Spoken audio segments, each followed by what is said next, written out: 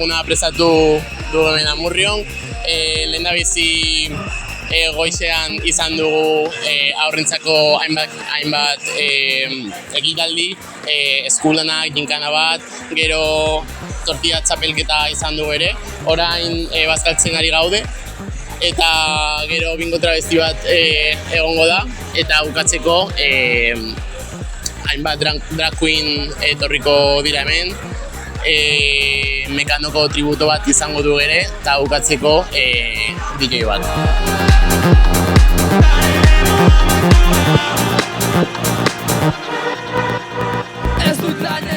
Pizkat Amurrio Arroren helburua da bertan Amurrion arro sentitzea, ondo sentitzea, eta ere ez joan behar izatera beste hiri handietara, baizik eta hemen herrialdean geratzea, arro sentitzea, eta denok gustora egotea pizka bat.